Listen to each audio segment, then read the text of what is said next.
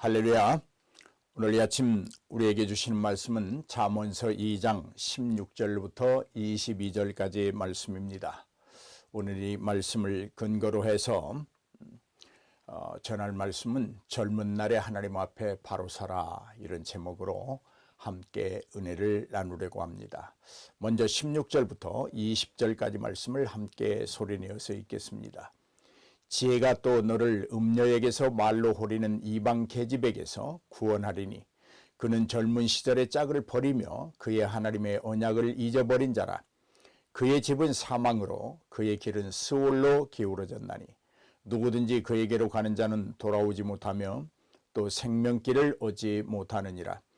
지혜가 너를 선한 자의 길로 행하게 하며 또 의인의 길을 지키게 하리니. 아멘. 오늘 본문을 통해서 아버지는 아들에게 음녀로부터 말로 호리는 이방 계집으로부터 건져냄을 받고 구원함을 입는 방법에 대하여 교훈하고 있습니다.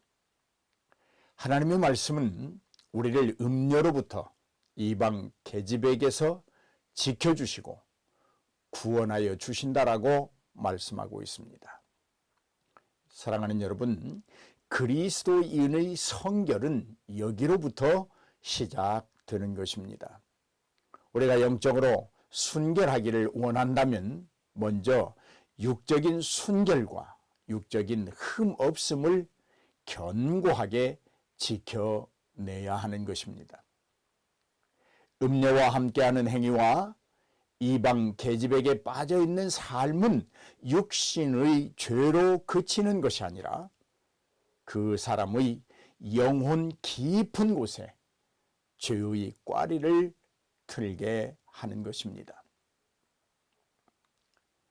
여러분, 성적 쾌락이라고 하는 것은 인간에게 너무나도 빨리 또 강하게 황홀감에 이르게 하는 것입니다. 어떤 이는 그 황홀함이 최고의 행복이라고 말하기도 합니다. 그래서 사람들은 순간적으로 자신을 달아오르게 하는 성적 쾌락을 찾아 창녀들을 찾기도 합니다. 특별히 요즘은 간통죄가 없어지다 보니까 더욱 노골적으로 사람들이 음녀에 빠지고 이방 계집의 말에 정신줄을 놓아버리고 살아가고 있습니다. 이런 세태를 반영하듯 요즘 TV에 방영되는 드라마를 보면 세대를 잘 표현하고 있는데 애정 행각을 다루고 있고 또 해서는 안 될 불륜을 미화시켜 시청자들의 대리만족 감정을 자극하기도 합니다. 얼마나 시청률이 많이 나오느냐는 문제는 얼마나 불륜을 밀도 있게 감성적으로 잘 다루고 시청자로 한 번쯤 빠져보고 싶은 욕망을 불러일으키느냐에 달려 있기도 합니다. 물론 사람이 이성을 사랑한다는 것이 나쁘다는 것은 아닙니다.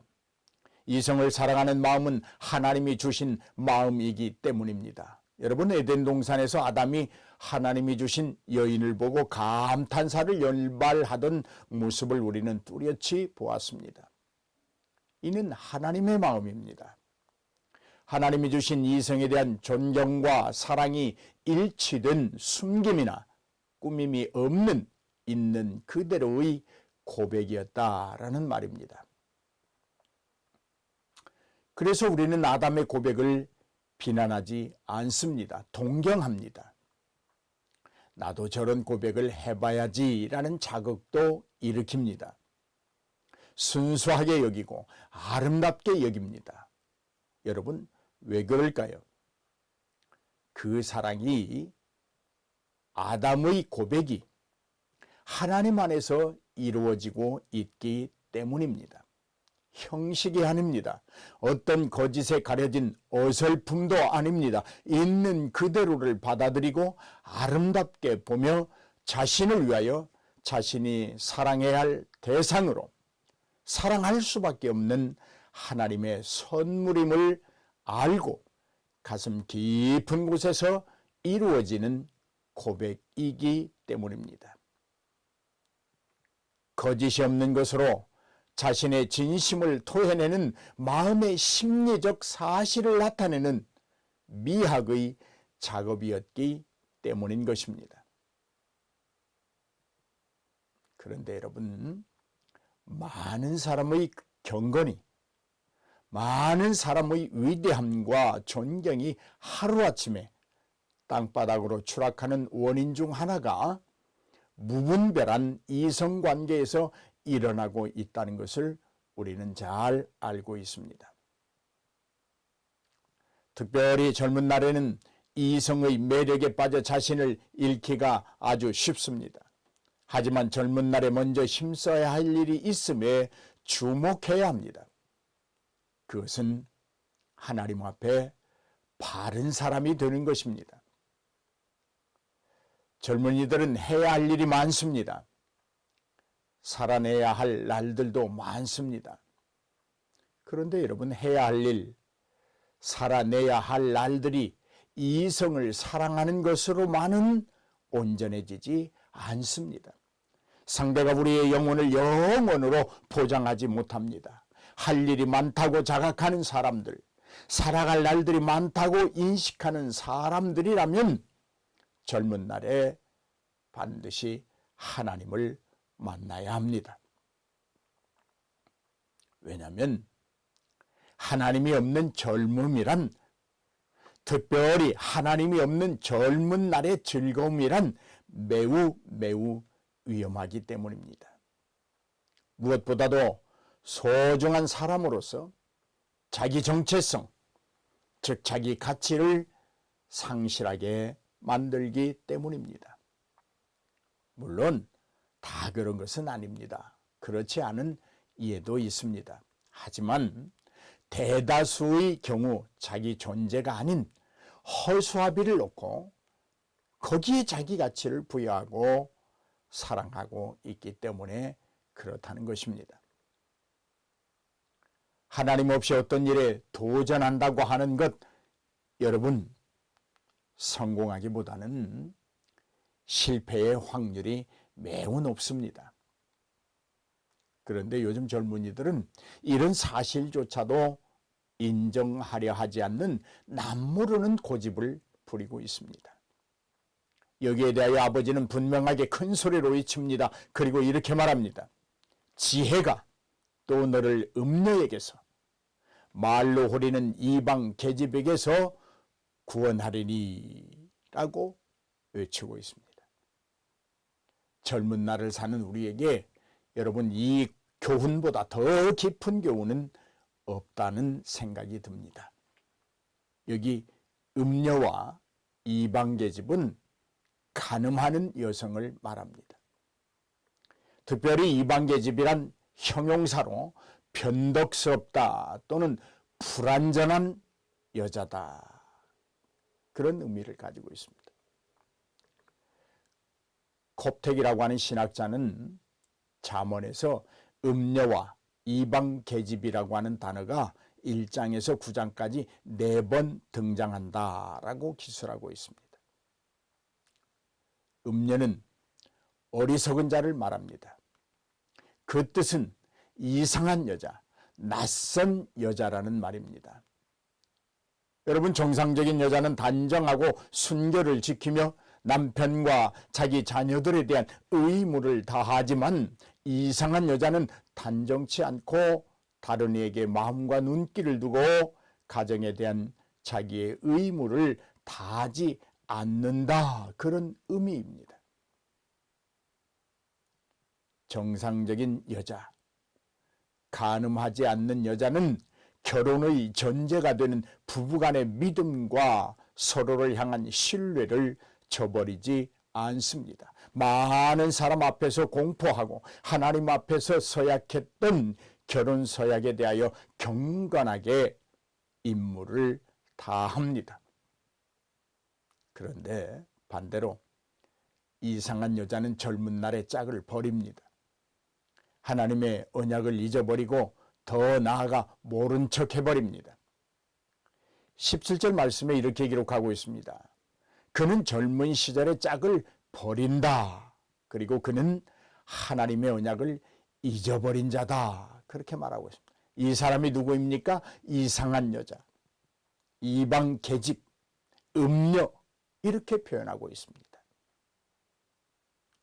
여러분, 여기 등장하는 음녀, 이상한 여자, 이방 계집도 남편과 결혼할 때 하나님 앞에서 엄숙히 결혼 서약을 했습니다. 하지만 이상한 여자는 그 언약을 잊어버리고 부부의 신뢰를 깨트립니다.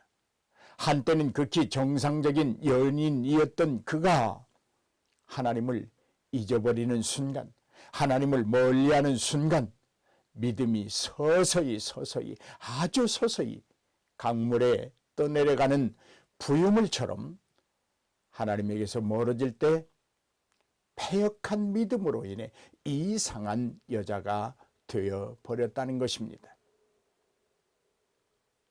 이제 그녀는 음녀가 되어 말로 호리는 이방 계집이 되어 남자들의 마음을 훔치기 시작합니다.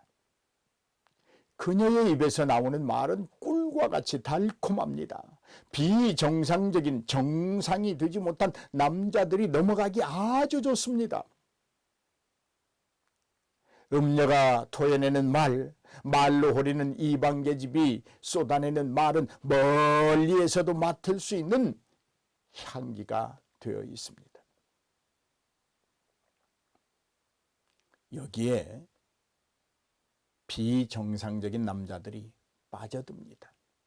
어쩌면 공급과 소비라는 톱니바퀴가 타락한 세태의 기계 속에서 돌고 또 돌고 있는 모습을 우리는 봅니다. 요즘 젊은 처자들은 대다수가 그렇지 않겠지만 다수의 사람이 결혼이라고 하는 제도를 통해 상대에게 얽매이는 것을 싫어합니다. 이들의 생각 속에는 자유로움의 박탈이라는 무거움을 가지고 있습니다. 그러나 여러분, 인간은 일정 부분 누군가에게 무엇인가에 묶임을 당하고 어떤 것에 대하여 일정한 제약을 받을 때 비로소 인간으로 빛난다는 것에 주목하시길 바랍니다. 여러분이 사람으로 빛나기를 원한다면 일정 부분 무엇인가에 누군가에게 묶임을 당할 때 빛나게 되는 것입니다. 특별히 여러분, 젊은 날에 묶임을 당하고 제약을 받을 것은 하나님의 말씀인 줄로 믿습니다. 할렐루야.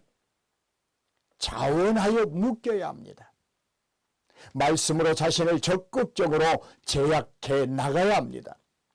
하나님이 없는 자유분방이란 패망이요 멸망이기 때문입니다. 결혼제도를 통하여 일정 부분 매이기를 싫어한다면 이상한 여자가 될 가능성이 매우 큽니다. 보통 이들은 하나님 안에서 선호하며 추구하고 누릴 수 있는 가치관에 위배되는 삶을 사는 여자들입니다. 하나님의 말씀대로 살지 않습니다. 믿음의 사람이라는 흉내를 내는데 급급하고 그것으로 자만하는 여자들입니다. 여러분이 이들에게서 신뢰 또는 신의를 기대하기란 어렵습니다. 하나님의 말씀대로 살지 않는 사람에게서 우리가 신뢰할 수 있는 일이란 아무것도 없습니다. 어리석은 자들의 입에서 나오는 말은 어리석은 자들을 호리기에 충분합니다. 이런 말들입니다. 하나님이 악인의 길도 인정하시고 죄인들도 사랑하시니 이 정도쯤은 눈 감아 주신다는 말입니다. 참으로 그럴싸하고 달콤하지 않습니까?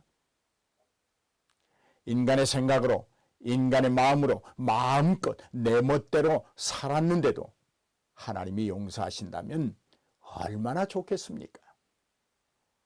그러나 여러분, 이것은 음녀가 호리는 말입니다.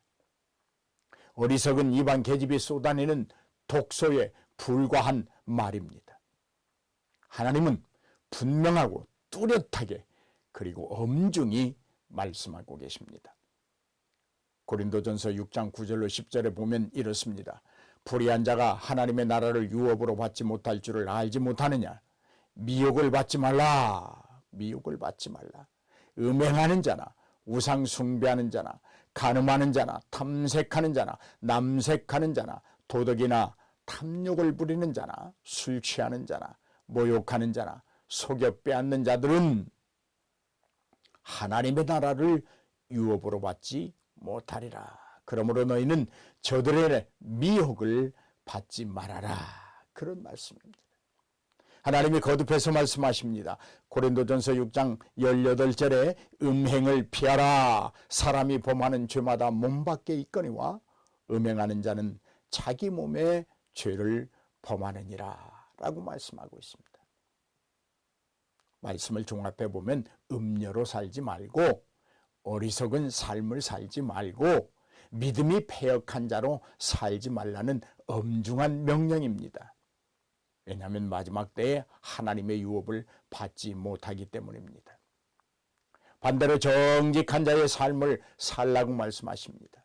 의로운 자의 삶을 살라고 말씀하십니다. 경건한 자의 삶을 살며 상호간의 신뢰와 신의를 깨트리지 말며 살라고 강권하십니다. 오늘 본문 18절에 이렇게 말씀하십니다. 그의 집은 사망으로 그의 길은 스올로 기울어졌나니 라는 말씀으로 음녀와 이방 계집의 말로를 알려주고 있습니다. 결국 간음하지 말라는 제7계명을 순종하는 것이 참 행복이요 하나님의 백성으로 순리적인 삶이라는 말씀입니다. 음녀의 운명은 이미 정해져 있습니다. 음녀의 길은 스올로 기울어져 있습니다. 잠깐은 즐거움이 있을지 몰라도 육신적으로는 즐겁다고 말할지 몰라도 음녀의 마지막은 사망과 멸망이요 패망과 스올 위에는 준비된 것이 없습니다. 본문은 가르쳐주고 있습니다. 19절에 누구든지 그에게로 가는 자는 돌아오지 못하며 또 생명길을 얻지 못하리라 라고 말하고 있습니다. 음행이 얼마나 강한 중독성을 가졌는지 기술하고 있습니다. 한 번 빠지면 돌아오지 못합니다. 모든 죄의 속성이 그렇습니다만은 특별히 음행은 한 번으로 그치지 않습니다. 이번 한 번은 괜찮을 거라는 이방 계집의 호리하는 말에 속지 말아야 합니다. 누구든지 그에게로 들어가는 자는 돌아오지 못한다고 말씀하십니다. 음행의 중독성은 남녀노소를 가리지 않습니다. 신급도 가리지 않습니다. 누구든지 대상이 될 수 있습니다. 요한계시록 21장 8절 말씀입니다. 그러나 두려워하는 자들과 믿지 아니하는 자들과 흉악한 자들과 살인자들과 음행하는 자들과 점술가들과 우상 숭배자들과 거짓말하는 모든 자들은 불과 유황으로 타는 못에 던져지니 이것이 둘째 사망이라 이렇게 말씀하고 있습니다. 칼프레드 브로데릭이라고 하는 사람은 의도의 역동성이라는 책에서 음행에 빠지는 위험성에 대해 이렇게 기술하고 있습니다. 제가 읽어드리겠습니다. 보다 많은 사람들이 어떤 이기적 동기를 통해서보다도 공감과 관심과 동정을 통해 의도의 고통에 빠진다고 나는 확신한다. 세상은 공감할 수 있는 귀와 기대고 울부짖을 수 있는 어깨에 굶주리고 외롭고 쉽게 상처받는 사람들로 가득하다. 조그마한 동정심으로 시작된 동정심이 다정함으로 자연스럽게 이끌려가고 그 다정함이 사생활의 필요를 채우고 그 사생활이 육체의 위안을 구제되고 그 위안이 곧바로 의도에 빠지게 한다라고 기록하고 있습니다. 사랑하는 성도 여러분, 성도는 음욕을 물리쳐야 합니다. 음행을 버리고 하나님께 나아가야 합니다. 음녀들이 얻지 못하는 것은 생명길입니다. 절대로 얻을 수 없습니다. 반대로 우리가 얻는 것은 생명길입니다. 그렇습니다. 음녀에 빠지지 아니하고 이방계집의 호리하는 말에 빠지지 아니한 자들은 생명을 얻습니다. 여러분, 무엇이 우리에게 있어 중요합니까? 순간입니까? 영원입니까? 사망과 멸망을 원하십니까? 아니면 하나님 안에 있는 영원한 생명을 원하십니까? 누구든지 자신이 원하는 바에 따라 생활 양식이 바뀌게 되어 있습니다. 그리스도인의 생각은 멈춤이 아닙니다. 그 생각에 응하는 합당한 행위가 있어야 합니다. 그것이 그리스도인이 가질 수 있는 생각의 능력입니다. 생명의 길로 나아간다는 것은 무엇을 의미한다고 생각하십니까? 시편 36편 9절입니다. 진실로 생명의 원천이 주께 있사오니 주의 빛 안에서 우리가 빛을 보리이다. 아멘. 하나님께 나아가는 것입니다. 하나님의 말씀을 영육의 양식으로 삼아 날마다 섭취하는 것입니다. 생명은 하나님의 것입니다. 생명의 샘물이 하나님으로부터 솟아 나온다고 말씀하고 있습니다. 더불어 시편 56편 13절의 말씀입니다. 주께서 내 생명을 사망에서 건지셨음이라. 주께서 나로 하나님 앞 생명의 빛에 다니게 하시려고 실족하지 아니하게 하지 아니하셨나이까? 라고 말씀하고 있습니다. 하나님의 구원은 우리로 생명의 빛 가운데 다니게 하십니다. 여러분, 빛 가운데로 다녀야 실족하지 않습니다. 하나님이 없는 세상은 어두운 세상입니다. 빛이 없습니다.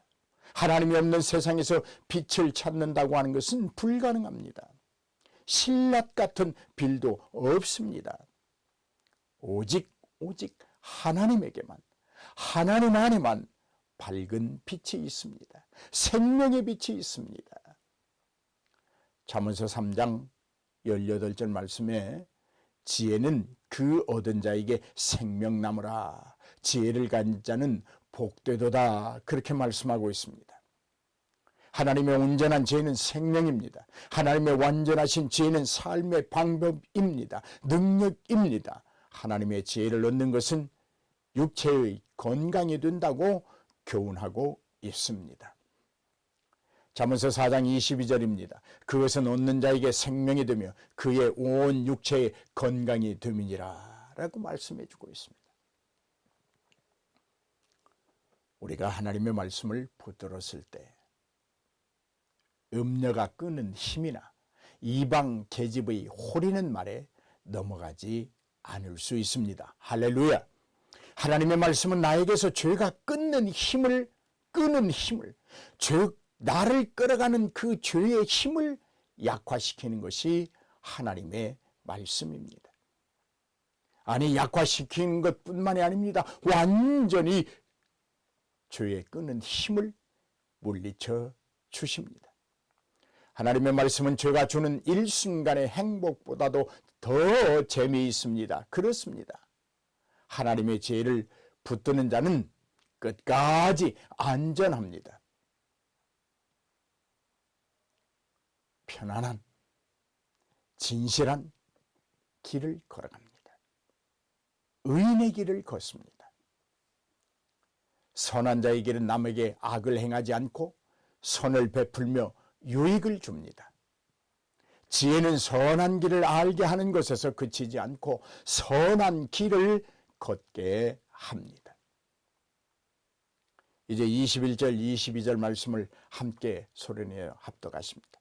대저 정직한 자는 땅에 거하며 완전한 자는 땅에 남아있으리라. 그러나 악인은 땅에서 끊어지겠고 간사한 자는 땅에서 뽑히리라. 하나님이 정하신 공의와 정의에 의하면 악인은 땅에서 끊어지고 지혜로운 자, 선한 길을 걷는 자, 의로운 길을 걷는 자는 온유한 자는 땅을 얻도록 정해져 있습니다. 그러므로 하나님 앞에서 하나님의 말씀을 들어야 합니다.